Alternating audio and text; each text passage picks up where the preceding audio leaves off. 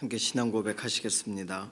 전능하사 천지를 만드신 하나님 아버지를 내가 믿사오며 그 외아들 우리 주 예수 그리스도를 믿사오니 이는 성령으로 잉태하사 동정녀 마리아에게 나시고 본디오 빌라도에게 고난을 받으사 십자가에 못 박혀 죽으시고 장사한 지 사흘 만에 죽은 자 가운데서 다시 살아나시며 하늘에 오르사 전능하신 하나님 우편에 앉아 계시다가 저리로서 산자와 죽은 자를 심판하러 오시리라. 성령을 믿사오며 거룩한 교회와 성도가 서로 교통하는 것과 죄를 사하여 주시는 것과 몸이 다시 사는 것과 영원히 사는 것을 믿사옵나이다. 아멘. 찬송가 270장입니다.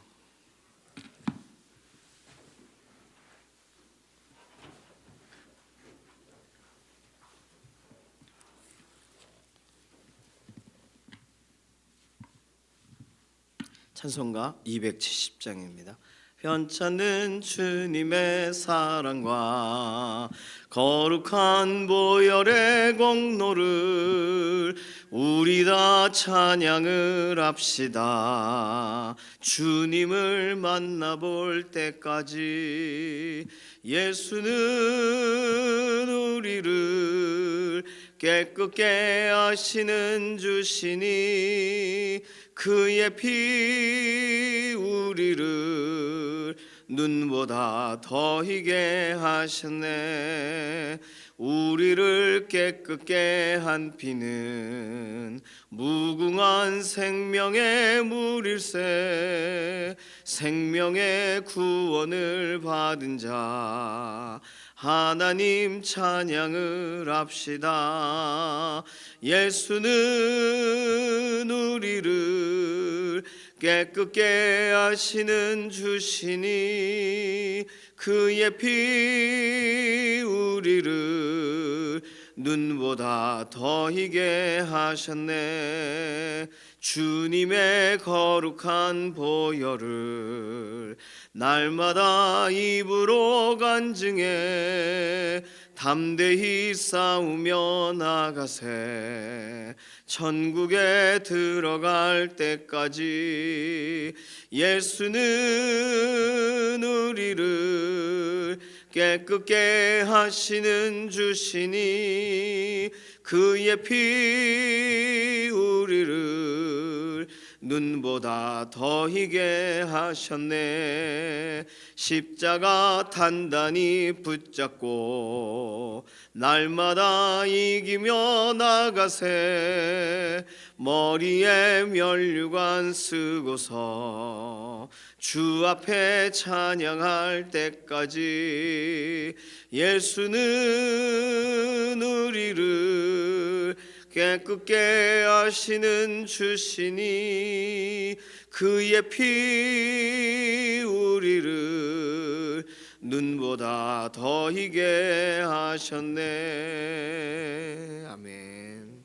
이번 한 주간 삶을 하나님께 맡기면서 이번 한 주간 하나님을 영화롭게 하는 한 주간 믿음의 경주가 되게 해 주십시오. 우리 자신과 어저께 함께 예배했던 믿음의 동역자들, 우리의 자녀들, 다음 세대들, 유치부, 유초등부, 중고등부, 청년부, 믿음의 다음 세대들을 동일하게 하나님 앞에 맡기면서 이번 한 주 한 사람도 뒤로 물러나 침륜에 빠지는 일들 없고 낙심하거나 낙오하거나 신앙적으로 흔들리는 사람 없도록 하나님 보호해 주시고 붙잡아 달라고 맡기는 기도가 필요하겠습니다. 두 번째 기도는 서로 건강을 위해서 기도해 주실 때 특별히 김기욱 집사님, 김명래 장로님 위해서 기도해 주시기 바랍니다. 김명래 장로님 이렇게 몸을 움직이실 수가 없는 상황이에요.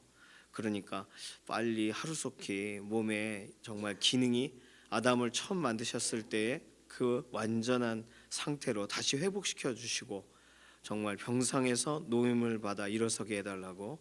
김기욱 집사님도 오래 병원 생활하시다 보니까 욕창이 굉장히 크시대요.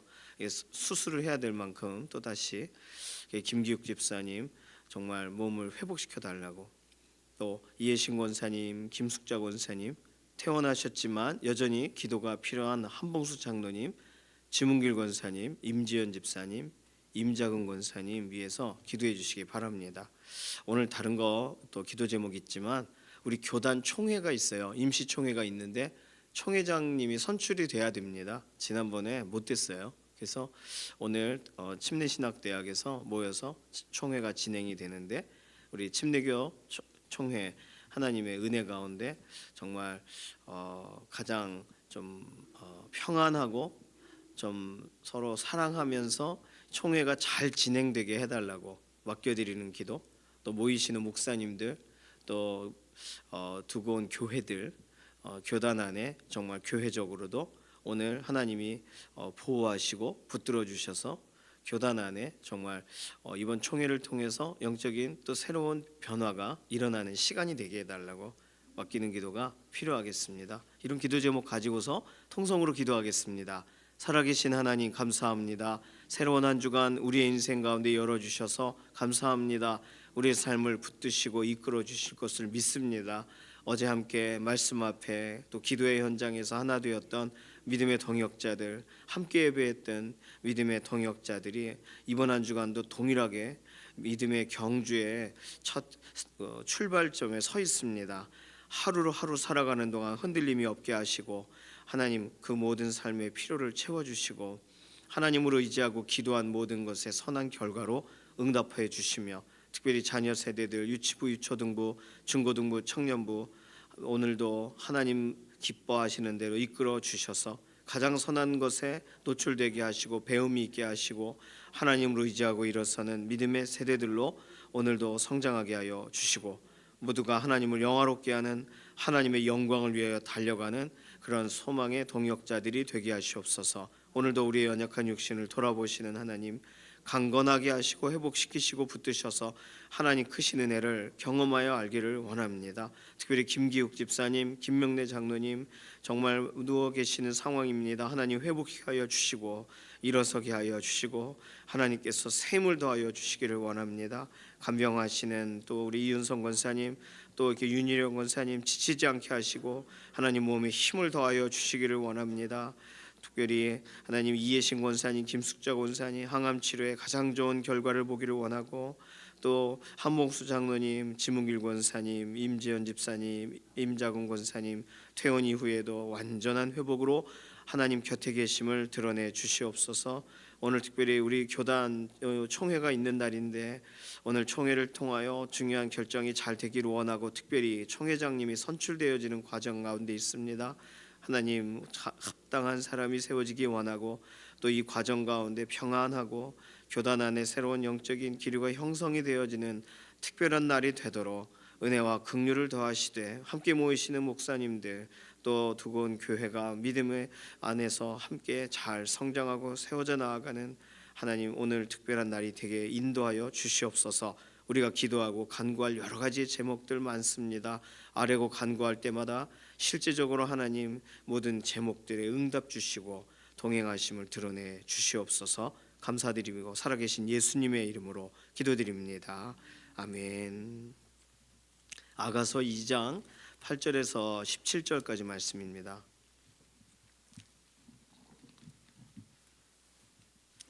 아가서 2장 8절에서 17절까지 함께 읽습니다.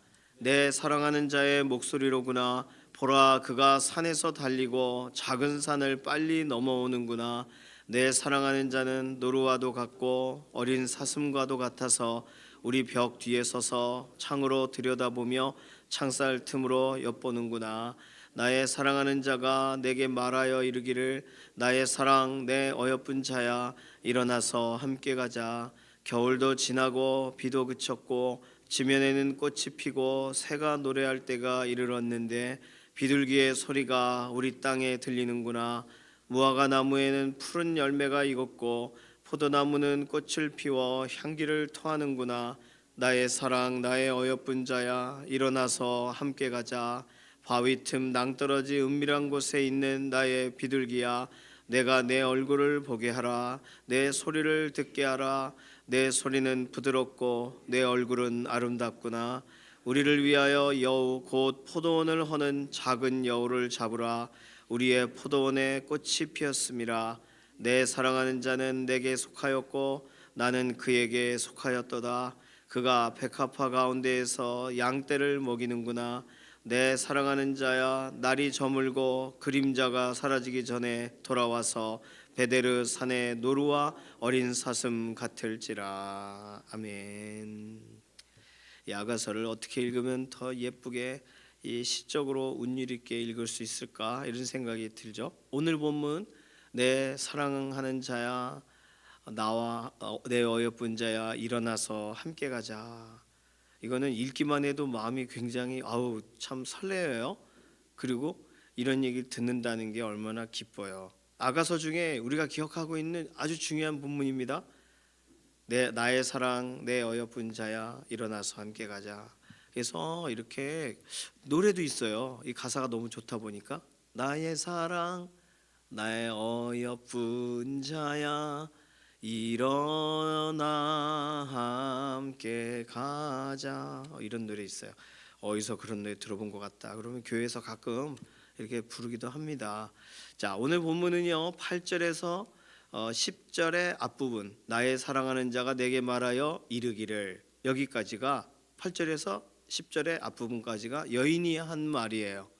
그리고 나의 사랑, 내 어여쁜 자야, 일어나 함께 가자, 이 부분부터 15절까지, 10절 중간부터 15절까지는 남자가, 목동이 한 말이에요. 목동이 한 말이 기억이 나는 거예요. 16절과 17절은 여인이 한 말입니다. 그러니까 내 사랑하는 자라고 할 땐 목동을 말하는 거고, 나의 사랑 어여쁜 자야 하는 목동의 목소리는 여인을 향하는 것입니다. 그래서 오늘 내용은 의외로 간단해요. 8절에서 10절 상반절까지는 사랑하는 자, 목동에 대한 회상이에요. 목동의 행동이 느껴져요. 어떤 거였냐면 자기를 보러 막 산에서 저 목동이 저 산에 있어요. 산에서부터 내려오는 게 보이고 달리는 게 보이고 또 작은 언덕 같은 산을 빨리 뛰어 넘어오는 게 막 그때 봤던 기억이 회상이 되는 거예요. 목동의 행동이 회상이 됩니다. 또 목동이 했던 말이 또 회상이 돼요. 특별히 행동 중에서 막 달리고 역동적인 것만 기억나는 게 아니라 막 달려왔으면 막 숨을 헐떡이며 사랑하는 자 이렇게 하면 좋은데, 가까이 와서는 살그머니 벽 뒤에서 이렇게 창살 사이로 이렇게 잘 있나 이렇게 아기가 깰까봐 들여다보는 것처럼, 그렇게 목동이 이 여인을 이렇게 놀라지 않게 했었다는 거예요. 그게 기억나요? 내 사랑하는 자는 노루와 같고 어린 사슴과 같아서 우리 벽 뒤에 서서 창으로 들여다보며 창살 틈으로 이렇게 봤던 기억이 나는 거예요. 엿본다고 하니까 이렇게 엿보는 게 아니고요, 이렇게 놀랄까봐. 얼마나 애틋해요. 이렇게 정말 사랑하는 사람의 행동이죠. 사랑하는 이 사람, 목동이 했던 행동, 친밀함, 목소리, 이런 게 다 생각나는 거예요. 뭐라고 말했냐면, 나의 사랑, 내 어여쁜 자야, 일어나서 함께 가자. 아마도 이렇게 고나게 이렇게 좀 졸고 있었는지, 이렇게 쉬고 있었는지, 자 우리 갑시다. 겨울도 지나고 비도 그쳤고 꽃도 피고 새가 노래하고 막 그럽니다. 그러니까 13절, 무화과 나무에는 푸른 열매가 익었고 포도나무는 꽃을 피워 향기를 토하는구나. 자, 나의 사랑, 나의 어여쁜 자라, 일어나서 함께 가자. 바위 틈 낭떠러지 은밀한 곳에 있는 나의 비둘기야, 내가 내 얼굴을 보게 하라, 내 소리를 듣게 하라. 참 이게 떠오르는 거예요. 회상되는 거예요. 자, 15절은요 우리가 알면서도 이게 무슨 의미인가 싶은 구절, 우리를 위해 여우 곧 포도원을 허는 작은 여우를 잡으라. 이거 목동이 한 말이에요. 우리의 포도원에 꽃이 피었습니다. 이 아마 포도가 이렇게 맺혀가기 전에 이런 꽃이 피고, 그때 건들면 안 되죠. 그러니까 이 포도원의 이 작은 여우들, 이스라엘에는 여우도 이게 큰 이런 여우가 아니라 귀도 좀 짧고 작은 여우들, 이 여우들이 새싹을 그렇게 이게 와가지고 망가 놓는 거예요. 그러니까 뭐가 자랄 만하면 밟아놓고, 이때가 뭐 그렇게 들짐승들이 돌아다닐 때긴 하죠. 그러니 포도원을 허는 작은 여우를 잡으라. 우리 관계를 흐트러뜨리는 이런 걸 잡으라. 아마도 어제 본문에 있는 것처럼 예루살렘 딸들이 막 말을 하고 이런 것에 대해 목동이었다면, 그래 포도원을 허는 작은 여우 잡자 이렇게 말한 걸로 느껴졌을 거예요. 실제적으로 목동이 말을 했었던 것 같습니다. 그게 다 떠오르는 거예요. 16절 17절은 여인이 이제 내 사랑하는 자는 내게 속했고 나는 그에게 속하였도다. 아주 중요한 발견을 합니다. 오늘 본문에서 어떻게 보면 제일 중요한 내용이 되겠어요. 그래서 그 목동은 백합화 가운데서 양떼를 먹이는구나. 그 초장에 푸른 초장에서 양떼를 먹이는 장면이 상상이 되는 거죠. 내 사랑하는 자야, 날이 저물고 그림자 사라지기 전에 돌아와서 베데르산 노루와 어린 사슴 같을지라 내게로 돌아와 주세요 하면서 말하는 거예요. 자, 목동은요, 지금 목동이 했던 말들, 그 말들이 이 여인은 생각이 나고, 그래서 여인이 목동이 지금 여기 없지만 지금 본인은 왕궁에 있잖아요. 근데 어제 본문보다 오늘은 더 명확하게 내 눈앞에 그 이 샤론 평야가 펼쳐지는 것처럼, 이 포도원 주변의 상황이 막 느껴지는 것처럼 이렇게 보여지는 거예요.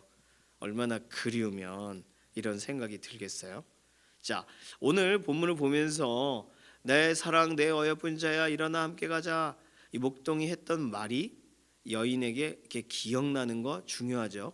그리고 자, 포도원을 허는 작은 여우를 잡자, 이런 것도 중요하게 생각이 나겠죠. 그러니까 믿음이란 거는요, 오늘 본문을 보면서 믿음이란 뭘까? 믿음은 느낌인가? 이렇게 막 달려오고 막 나에게 열심히 막 이렇게 나를 찾아왔었지, 뭐 이런 뭐 회상인가? 아니요, 믿음은 확신이에요. 뭘 확신하는 거냐 하면 그의 행동을 확신하는 건가? 그의 말들을 확신하는 건가? 아주 틀린 말은 아니지만 이전에 목동이 막 자기를 빨리 보기 위해서 막 저 산 끝에서부터 막 달려오던 그 행동이 지금 있는 건 아니잖아요. 그러니까 믿음이라고 할 때 이전에 내가 느꼈던 것을 내가 다시금 이렇게 회상한다고 해서 믿음이 생기는 게 아니에요. 예를 들어 하나님이 날 도우셨었지, 맞아, 그러면 마음이 이게 차분해지는 건 맞지만 그렇다고 해서 오늘도 도우실 거야 라고 믿어지느냐, 그렇게 연결이 잘 안 됩니다. 믿음의 문제는 또 달라요. 왜냐하면 믿음은 오늘도 그 일을 행하실 거라고 아주 강하게 확신이 들어야 되는데, 여러 번은 봤지만 예를 들어 이런 거죠. 우리 아이가 시험을 봐요. 그러면 맨날 시험을 잘 봤으니까 오늘도 잘 보겠지, 이게 믿어지세요? 그 믿어지는 문제가 아니잖아요. 그건 시험 잘 보도록 또 기도해 줘야 될 문제고, 아이도 노심초사하게 되는 거잖아요. 이 믿음의 문제가 아니에요. 그러니까 아이도 자기도 오늘 어떤 시험 문제가 나올지 모른단 말이에요. 그러니까 100점이에요 그러고 갔지만 정말 100점을 맞고 올지는 몰라요. 부모님에게 믿음을 줘야 되겠죠. 그러나 본인이 할 수 있는, 본인이 언제나 정말 이 초엘리트급의 이런 지식과 지능을 가지고 있어 문제를 출제할 수준의 그런 공부 실력이다. 그럼 뭐가 문제겠습니까? 그러나 일반적인 친구들 같은 경우에는 그게 아니잖아요. 그러니까 부모에게 믿음을 준다는 것도 불가능해요. 부모가 자녀를 끝까지 믿어주는 건 믿어주려는 태도지 믿음은 아니잖아요. 그러면 오늘 이 목동이 막 달려오는 행동이 지금 솔로몬의 이 왕궁에서 목동이 달려온다 믿자, 이게 믿어지는 거예요? 그러니까 이런 건 믿음의 문제가 아니란 말이에요. 회상은 할 수 있지만, 추억은 할 수 있지만, 그러면 뭐가 믿음의 문제예요? 말이 믿음의 문제에 가장 가깝긴 하겠죠. 하나님이 우리에게 해주셨던 말씀이 사실 우리가 믿어야 될 근거가 되는 것처럼, 나의 사랑 내 어여쁜 자야 일어나서 함께 가자. 이 말을 여기 막 생생해요. 목동이 말이 믿어져요. 그러나 목동이 지금 나를 와서 왕궁에 와가지고 깨우는 거예요? 가자, 손을 내밀어요? 아니잖아요. 야, 포도원 허는 여우를 잡자, 지금 내 앞에서 말하는 거예요? 아니에요. 자, 그러면 이 여인은 목동에 관계된 믿음을 어디서 확인해야 될까요? 이걸 심하게 표현하면 환각과 환청이 우리의 믿음의 근거가 될 수 없어요. 지금 이 여인은 상사병으로 인하여 환각과 환청이 일어난 거라고 읽어도 뭐 틀리지 않을 겁니다. 그러면 어디서 이 여인은, 그리고 이 본문을 읽는 우리들은 믿음이라고 할 때 믿음의 가장 확실한 근거는 어디서 출발해야 되는 걸까요? 그래서 오늘 본문에서 가장 중요한 구절이 뭐냐 하면 16절이라고 말씀드린 겁니다. 내 사랑하는 자는 내게 속하였고 나는 그에게 속하였도다. 짧은 구절인데 이게 뭘 말하는 거예요? 관계를 말하는 거예요. 관계. 목동과 이 여인의 관계가 서로 사랑하는 관계, 서로 애틋한 관계인 건 확실해요. 목동이 여기 와 있지도 않고 목동이 손을 내밀지도 않지만 목동과 나와의 관계는 아주 확실하단 말이에요. 심지어 왕궁에 왔음에도 불구하고 목동 생각밖에 나지 않으니까. 그러니까 믿음이란 관계에서 출발해야 되는 거예요. 이 여인은요, 관계를 확신함으로 흔들리지 않는 자리로 점점 가고 있는 거예요. 그러니까 내가 할 수 있는 말은 내 사랑하는 자, 내 목동아, 내게 빨리 돌아와 주세요라고 말하는 거예요. 만약에 목동이 한때는 이렇게 말했지만 여기 없지, 그리고 목동이 나는 혼자 좋아라 했지만 목동이 날 좋아라 하는지 모르겠어, 이런 관계라면 빨리 와주세요가 돼요? 안 돼요. 그냥 나 혼자 짝사랑하는 거면 이게 됩니까? 안 됩니다. 그런데 사랑을 확인했다면, 내가 정말 당신을 사랑해요, 나도요, 와우, 이렇게 서로 확인했다면, 이게 너무 명확하다면 나는 당신에게 속했고 당신은 나에게 속했다, 16절을 너무 이렇게 확대해서 해석할 필요는 없습니다. 그냥 믿음의 관계예요. 서로를 의심치 않을 정도의 믿음의 관계예요. 그렇다면 무슨 말 할 수 있어요? 빨리 날 도와주러 오세요, 이쪽으로 오세요 라고 할 수 있는 거예요. 우리가 같은 자리에 있지만 모든 사람이 나와 관계가 되는 확신의 관계는 아닙니다. 그래서 내가 일을 하고 있지만 저 여기 좀 도와주세요 이렇게 말할 때 부끄러울 수 있어요. 이유는 안 도와줄 수도 있거든요. 지하철 같은 데 있을 때 뭘 쏟았어요. 너무 부끄러워. 근데 그때 거기 있는 사람들이 다 와서 막 도와주고 그러면 한 번도 말을 섞은 적이 없지만 그 같은 그 지하철 한 칸에 있다는 이유로 서로 도와주면서 관계가 확인되어지는 거잖아요. 그냥 막연한 관계가 아니라 확신의 관계는 실제적으로 나는 그에게 속했고 그는 나에게 속하였도다. 그러니까 예수님께서 우리를 향하여 예수 그리스도가 나를 위해 죽으셔서 그래서 우리는 새로운 피조물이 되었다, 이 굉장한 이야기지만 그것으로 우리는 예수님과 나와의 관계가 헷갈릴 때, 그걸로는 잘 안 믿어질 때 예수님이 내가 네 안에, 네가 내 안에, 이런 표현을 쓰시면 이건 확실한 거 아니에요? 저가 내 안에, 내가 그 안에 있으면 그 사람은 과실을 많이 맺나니. 오늘 같은 표현입니다. 내게, 저 사랑하는 사람은 내게 속하였고 나는 그에게 속한 사람이에요. 그래서 결혼하면 반지 이런 거 끼는 거잖아요. 그 사람에게 속했다, 이런 의미인 거잖아요. 반지 교환하고요. 토요일 날이 생생하네. 결혼식이 아직도 그냥 서로 반지 교환하고. 그러니까 그냥 이게 사람들 앞에 서로 서약을 하는 게 굉장히 중요한데 말로만 서약한 게 아니라 서로 믿어지니까 서약을 한 거잖아요. 서로가 서로를 그렇게 의지하고 그렇게 믿어주고 살겠다고 결심했으니까 서약을 한 거잖아요. 그러니 그 결혼식장 안에 똑같이 다 앉아 있지만 서약을 한 사람과 그렇지 않은 사람의 관계가 완전히 다르죠. 그러니 우리는요, 결혼식의 주인공의 자리에 서지 않는 한 그 결혼식에서의 그 서약, 약속을 한 그 사랑의 확신을 한 거 막 절절한 그거를 아무도 못 느끼는 거예요. 오늘 믿음의 문제를 좀 적용해 봤어요. 우리는요, 말씀을 붙들고 또는 우리의 상황과 환경 가운데에서 이전에 행하셨던 하나님의 행동에 대해서 떠올리고 이게 우리의 믿음의 근원이 될 거라고 생각하는데 사실상 과정입니다. 그것은.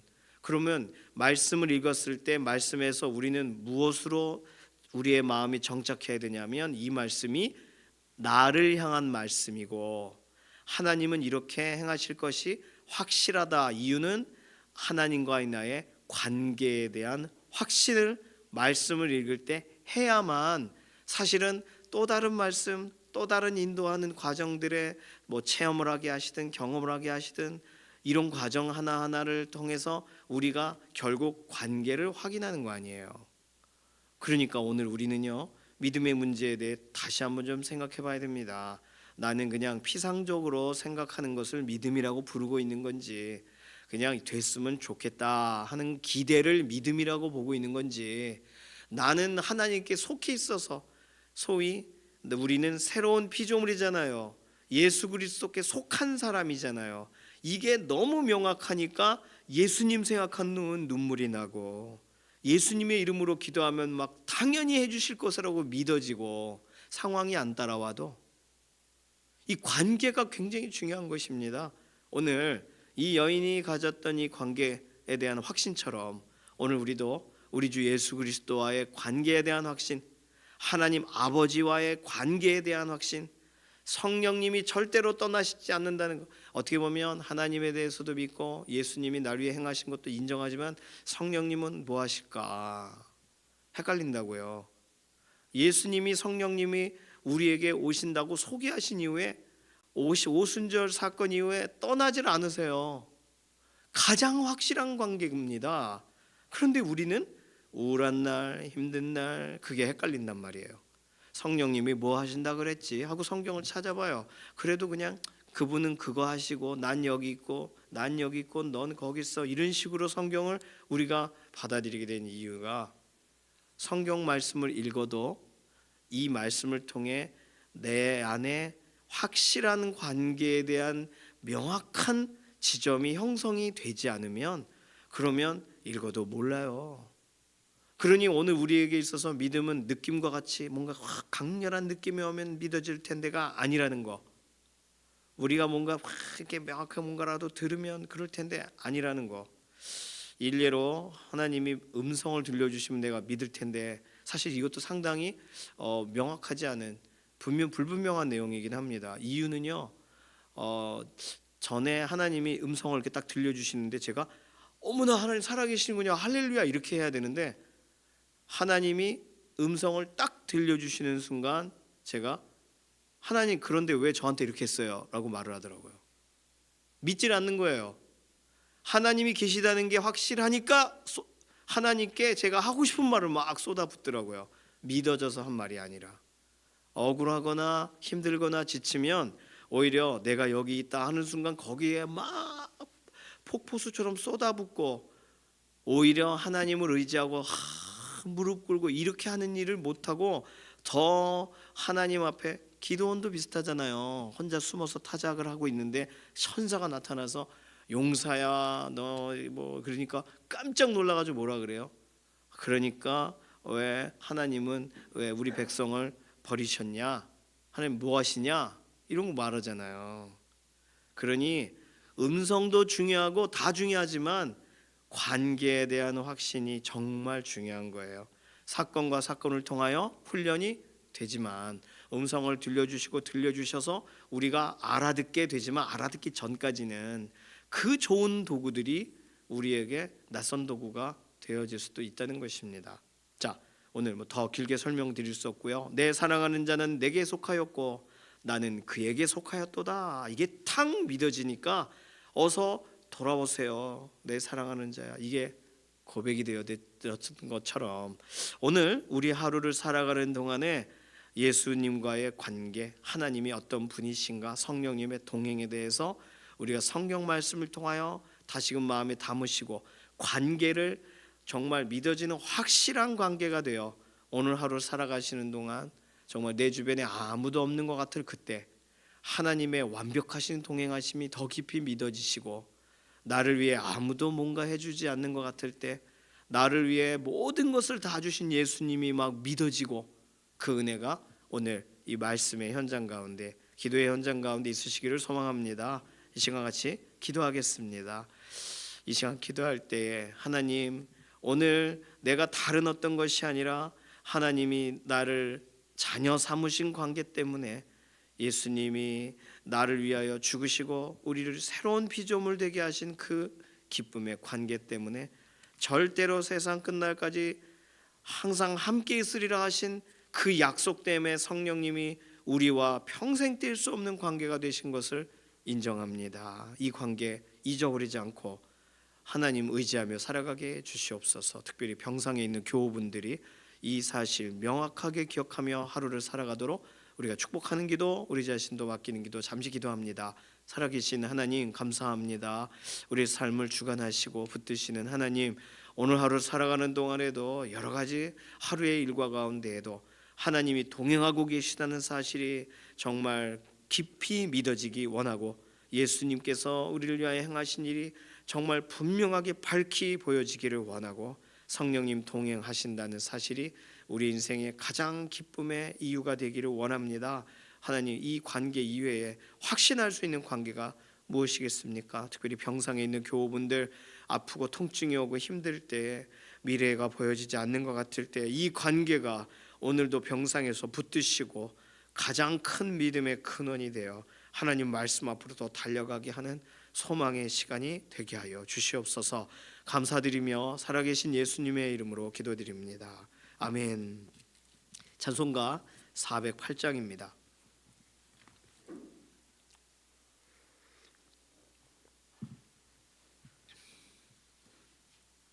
408장